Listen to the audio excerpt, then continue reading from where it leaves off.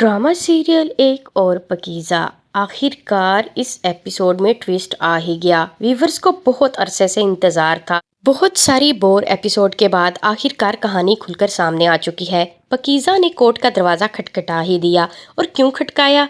वो इसलिए क्योंकि उसको फोर्स किया गया था ताकि वो कानून की मदद लेकर अपने ऊपर लगे गए दाग को धो सके।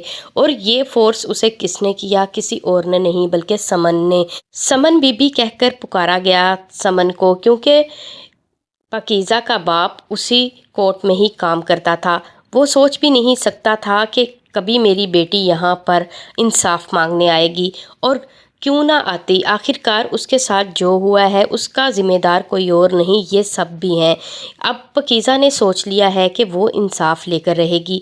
बहुत सारे उसके रास्ते में रुकावटें हैं। सबसे बड़ी रुकावट उसका बाप है, क्योंकि वो चाहता है कि ये केस वहाँ पे दब जाए और उसकी बेटी इंसाफ ना मांगे, ताकि उनकी और बेइज्जती ना हो सके। लेकिन पकीज़ा को बार बार अगर किसी ने फोर्स किया है तो वो समन की माँ ने किया है कि तुम्हें इंसाफ ज़रूर मिलना चाहिए। समन और ज़ुबैर साहब ने मिलकर अप्रोच किया था पकीज़ा को, ताकि उससे मिलकर उसकी असल कहानी जान सकें। जब से उसकी असल कहानी खुली है तो पकीज़ा को खुद अपना आप, जो कि बेकसूर थी, अपना आप उसे ठीक लगने लगा है। उसको लगता है कि उसके साथ वाकई ही जुल्म हुआ है। ये यासीन कौन होता है मेरी वीडियो बनाकर वायरल करने वाला? अब इस यासीन का क्या बनेगा? अब तक तो सबको यही लगता था कि यासीन ने जो किया वो बिल्कुल ठीक किया है, जबकि समन ने ये मुद्दा उठाया था कि यासीन ने बिल्कुल ठीक नहीं किया। वो कौन होता है किसी की वीडियो बनाकर वायरल करने वाला? ये तो सरासर ज्यादती है उस लड़की के साथ, और जुल्म भी।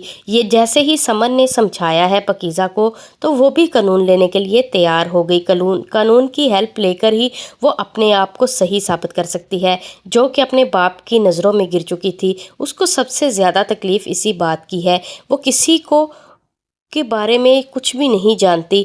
वो जानती है तो सिर्फ अपने माँ बाप को, क्योंकि वही उसको बुरा कह रहे थे। अब तक उसके बाप ने जो नाज नखरे उसको उठाए थे और भाइयों से ज़्यादा उसको पढ़ाया, वही उसको बाप को ताने देते हैं। ये सारे दाग धोने के लिए पकीज़ा चाहती थी कि उसका इंसाफ का मिले, और ये इंसाफ उसे समन ज़रूर दिलवा के रहेगी, क्योंकि वो बहुत पुरुमीद है इस केस को लेकर।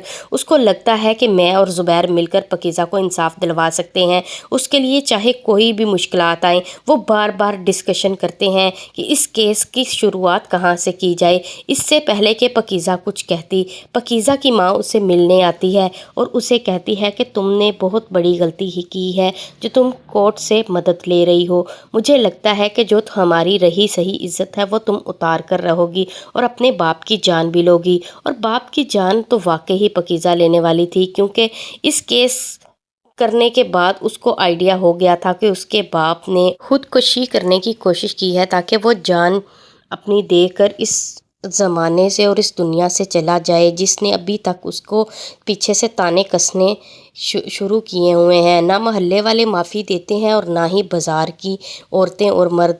जैसे ही पकीज़ा का बाप घर से निकलता है तो लोग तरह तरह की बातें करते हैं, और वो बाप जिसने बहुत नाज़ों से अपनी बेटी को पाला होता है, उसके दिल में इतनी नफ़रत पकीज़ा के लिए आ गई है कि वही उसकी मौत की दुआएं करता है।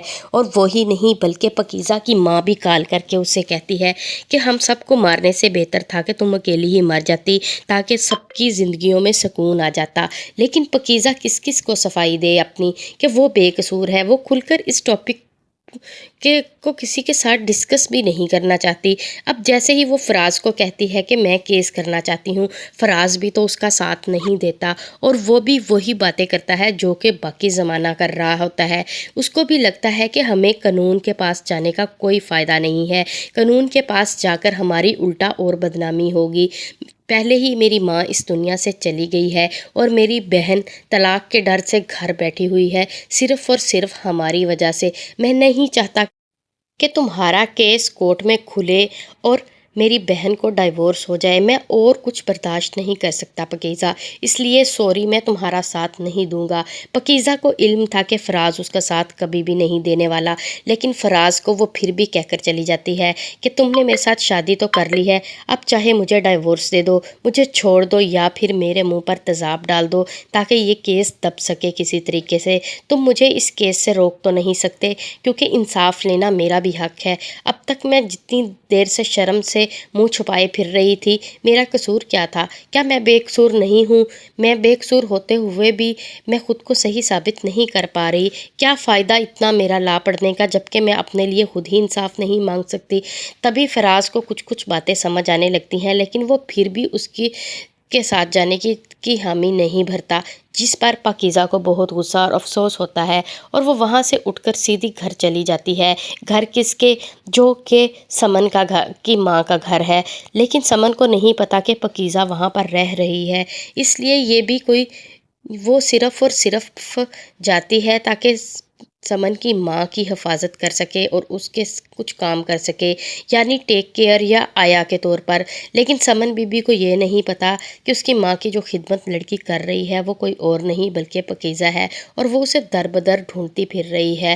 فراز کو بہت برا لگتا ہے پاکیزہ کا یوں کورٹ میں چلے جانا، اس لیے وہ بھی چاہتا ہے کہ کسی طریقے وہ اس سے ناراض ہو جائے اور وہ پاکیزہ اس کے کورٹ جانے سے انکار کر دے۔ لیکن فراز کی یہ صرف اور صرف غلط فہمی تھی، اس کو لگتا تھا اگر وہ اس سے بات کرنا چھوڑ دے گا یا ناراض رہے گا تو پاکیزہ اپنا فیصلہ بدل دے گی، لیکن اس دفعہ پاکیزہ کا فیصلہ پکا ہے اور ارادہ بھی، وہ چاہتی ہے کہ اس کو انصاف ملے۔ اور دیکھتے ہیں آنے والی ایپیسوڈ میں کورٹ میں کیا کیا باتیں ہونے والی ہیں، کیونکہ پاکیزہ کی دھجیاں عزت کی تو اڑ ہی چکی ہیں، لیکن اب کیا کیس اس کا کون لڑے گا؟ یاسین کی طرف سے کون سا وکیل ہائر کریں گے جو کہ پاکیزہ کو بیچ کورٹ میں گھسیٹے گا اور طرح طرح کی باتیں کر کے پورے زمانے میں اس کی بدنامی کرے گا؟ لیکن پاکیزہ نے ہر حال میں اپنے آپ کو صحیح ثابت کرنے کا فیصلہ کر لیا ہے، اس کے لیے چاہے کتنے مشکل سوالات کیوں نہ آئیں اور کتنی نہ کردار پر انگلیاں اٹھیں،